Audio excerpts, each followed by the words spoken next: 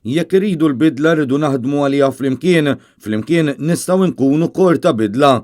Hekk iddikjara l-kap tal-Partit Nazzjonalista Bernard Grech waqt li kienet jiġi intervistat fuq Net FM u Net Television fejn tenna l-konvinzjoni tiegħu li flimkien nistgħu nwasslu lil pajjiżna fejn jixraqlu. Bidla fil-gvern hija neċessarja. Però qabel nagħmlu bidla fil-gvern, irridu nagħmlu bidla fl-attitudni. Irridu nagħmlu bidla kif aħna nittrattaw il-xulxin. Irridu nagħmlu bidla bil-mod kif inħarsu lejn il-ħajja. Irridu nagħmlu bidla bil-mod kif inħarsu lejn l-edukazzjoni, lejn is-saħħa, lejn il-ġid ta' xulxin. Irridu nirrispettaw aktar il-xulxin. Din hija l-bidla. Bernard Grech qal li bil-kampanja kun il-bidla irid li kull Malti wawċi jersaq lejn il-Partit Nazzjonalista la darba dawn ikunu konvinti li jistgħu jagħmlu sehemhom bris pajjiżna. Dan meta l-politika tal-Gvern Laburista waslet biex pajjiżna jispiċċa grey listed li tfisser li tilef il-kredibilità li xi darba kellu. Dan seħħ għax snin ilu kien hemm min minflok wettaq dmiru għażel li ħares in-naħa l-oħra. Għaldaqstant appella lil min ikollu awtorità biex iżomm f'moħħu li din l-awtorità ifdata fidejh mill-poplu. L-awtorità li hija fdata fidejk mhijiex tiegħek. L-awtorità li hija fdata fidejk hija tal-poplu. Int uffiċjal fdat b'dik l-awtorità biex dik l-awtorità inti tuża biss fl-aħjar interess tal-poplu u skont il-liġijiet u l-Kostituzzjoni ta' pajjiżna.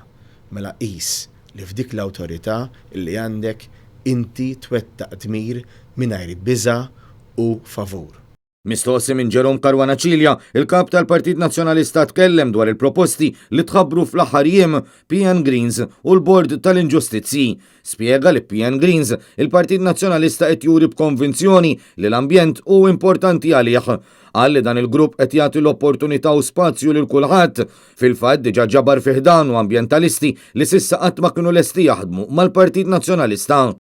X'qed nippruvaw nagħmlu bil-PN Greens? Qegħdin l-ewwel ħaġa nippruvaw u qed jirnexxielna għax qed ikollna wkoll feedback pożittiv ħafna, nuru illi b'konvinzjoni l-aġenda tal-ambjent għalina hija importanti.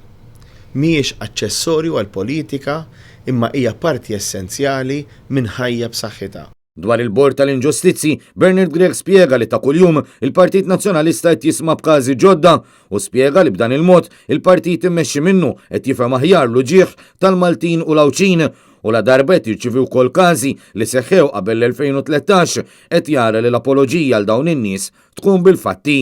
Għalhekk aħna wkoll irridu illi b'din l-għodda permezz ta' dan il-kumitat, permezz ta' dan il-tim illi jisma' dawn il-każijiet aħna nkunu nistgħu nisimgħu iktar minn xiex inti għaddej, nkunu nistgħu nifhmu iktar x'qiegħed jorqtok, nkunu nistgħu nifhmu aħjar inti kif ingħatajt il-ġenb. Il-kap tal-Partit Nazzjonalista tratta wkoll il-kwistjoni tal-fake news fejn qal li f'pajjiżna għandna wkoll fake government li ta' kuljum qed jordna li x-xandir tal-Istat jawweġ il-fatti. Barra minn hekk il-Gvern u l-ħbieb tiegħu qed jippruvaw jikkontrollaw lil poplu u jekk ma jirnexxilux jeddet bil-kawżi tal-islep. Għaldaqstant appella lill-Gvern biex ifittex indirizza din il-kwistjoni mill-aktar fis.